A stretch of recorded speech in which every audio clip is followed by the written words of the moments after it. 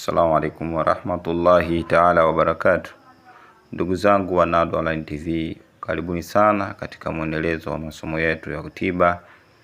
Leo nimeona niwafundisheni siri na maajabu yanayopatikana katika mti wa miegea. Mti huu ya kupasa ujue ni miongoni mwa miti mikubwa mno. Katika kitu ambacho unatakiwa kujua, wazee wanatuambia miti mingi mchana malaika wake au ile mizimu wanaeka katika ile miti wanaondoka kwenda kujificha au kupata utulivu kwenye miti mingine mikubwa huko mapolini au misituni, au wengine wanaenda kwenye bahari au kwenye mabwawa makubwa pembeni pembeni. Ndio maana baadhi ya mabwawa kati ya saa 6 na saa 8 hawaruhusiwi watu kwenda. Sawa. Kwa nini? Kuna viumbe wakubwa na kuwa wanakaa pale katika yale maeneo.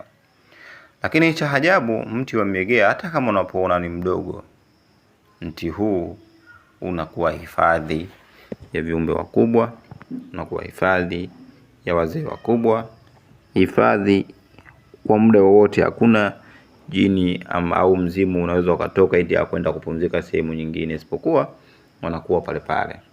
Ndio maana unaambiwa kama umeenda kwenye mti wa miegea, unashauriwa ukifika pale, waganga wale wa mitishamba huwa wanasujudu kabisa.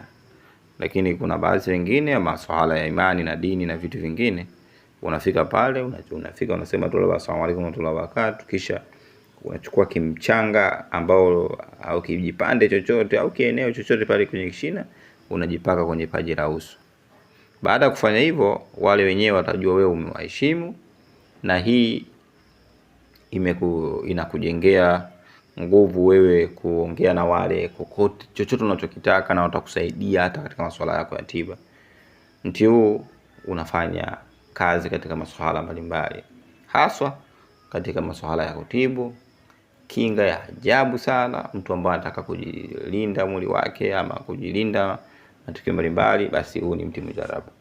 Lakini ni mti ambao tiba zake zinakuwa mujarabu sana, alafu ni kwa haraka mno. Kwa mfano, leo mtu atakuambia mimi sina damu. Watu wengi tunazoea kwamba unachukua haya matoto na ining'inia bado hapo juu, yanachemshwa haya kwenye maji mengi, basi mpe mtu mwenye tatizo la damu.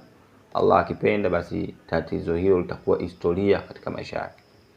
Lakini muda mwingine kuna watu wanachukua haya matoto yake kwa ajili ya kwenda kusafisha maziwa, au mwanamke amejifungua sehemu maziwa hatoki au hayatoki, mtoto anapiga kelele halia na masuala mengine. Sawa. Basi huu mti mujarabu. Ni jambo lingine ambao limesaulika, lakini wazee walikuwa wanalifanya, na ukija katika siri ya miti shamba lazima uielezee.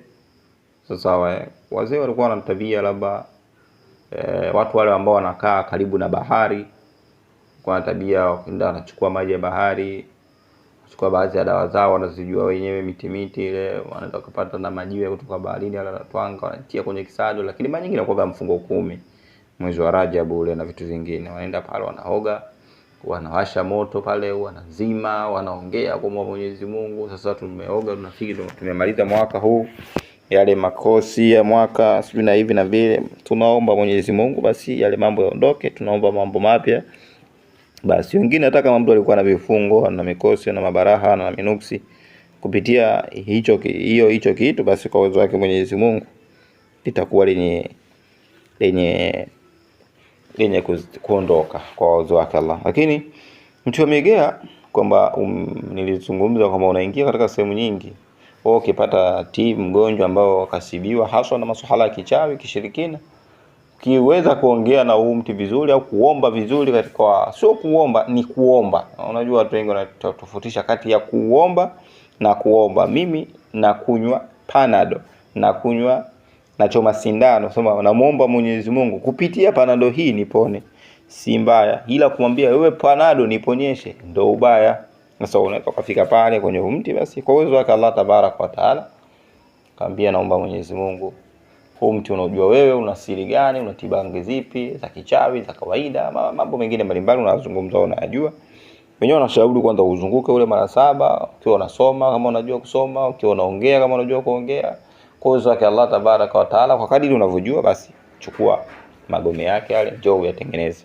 Ukienda watu waliwale au baadhi ya maeneo makubwa yale yenye kusifika katika tiba za kiasili, mfano kama mnapoambia sio kuna kitu inaitwa ngende, sio na vitu gani, wao ukimpeleka mgonjwa amesubiwa na hali yoyote ile ya uchawi, wanakuambia nenda kamchumie dawa. Wao wanaamini sana kupitia mti huu wa miegea ndio tiba maradhi mengi sana. Kwa hiyo sidhani nikuelezee vizuri kwamba tumia kwenye changamoto yoyote ya kichawi, lakini tutakuja kufafanua zaidi katika masuala moja moja katika sehemu ya pili na tatu inshallah, Allah kama akitubariki. Lakini unatakiwa upaswa ujue kwamba mtu wa miegea unaingia katika tiba yoyote ile ya kichawi. Kwa hiyo watu wa huku ambao watu wa pwani au watu wa baharini wale wanatumia kuoga hivyo ukienda visiwani, lakini watu ambao wanakaa tunasema kuna bara na pwani. Sasa watu wa bara wao wanatumia miti. Wanachukua labda miti 5 au wengine wanatumia miti ya aina tofauti tofauti 11, wengine wanatumia miti 21, wengine miti 41. Wanachanganya miti kibao, kisha wanatumia ile wanachemsha. Baada hapo wanamwambia Mwenyezi Mungu, naoga mimi kwa ajili ya kuondosha mikosi, kwa ajili ya kuondosha maradhi, kama na chuki, kinga, naomba kwa utukufu wako mwaka huu umeondoka, basi naomba Mwenyezi Mungu yale mabaya yote ninashusha leo au nayaoga, naomba Mwenyezi Mungu nifungulie mambo yangu. Basi utakuta hivyo. Baadhi ya wazee wengi au wataalamu wengi utasikia bwana anawaita wagonjwa wake au waganga wake aliowafundisha, kuna shughuli hapo, wengine wanapika chakula na nini, watafanya sijua naoga, wengine wanatengeneza kama nyungu, lakini vitu ambavyo vinazungumzwa pale kwamba wao wanaamini na ndo hiko hivyo kwamba ukifanya hivi kwa kumomba Mwenyezi Mungu, baadhi ya matatizo, mikosi, mabara yataondoka. Sawa, yataondoka kwa uwezo wake Mwenyezi Mungu. Kwa hiyo mti mmoja wapo unaitegemewa, na wenyewe unaweza ukasimama hata peke yake, ukachukua magome yake ukachemsha, ukaenda kuchanganya na maji ya kuoga ukaoga, na mengine ukaja kuchukua kidogo ukarudi ukanywa, itakuwa ni sababu za kuondoka katika mitihani mbalimbali. Kwa hiyo mimi ni Mwalimu Libuka na hii ni Nadu Online TV. Huu ni Miegea, lakini usikose vitabu vyangu popote pale ulipo duniani. Kuna vitabu vya mitishamba, kuna vitabu vya Qur'ani vinazungumzia kwenye masuala hatiba, kuna masuala ya vitarasimu na masuala mengine. Lakini una swali, una ushauri, una maoni, unatamani kuchangia Nadu Online TV kwa jambo lolote, basi inshallah karibuni sana. Pale Mbagala za Kiemu ndio vitabu vinaweza ukavipata. Sasa hivi unaweza kupata kitabu kimoja kwa 20,000 au vitabu 8 kwa shilingi 100,000 au vitabu 12 kwa shilingi 120,000. Vitabu vipo vingi sana. Mimi nawatakieni masomo mema, na kwa wale wenye swali, ushauri, maoni, inshallah tunawakaribisha. Asalamu alaykum warahmatullahi wabarakatuh.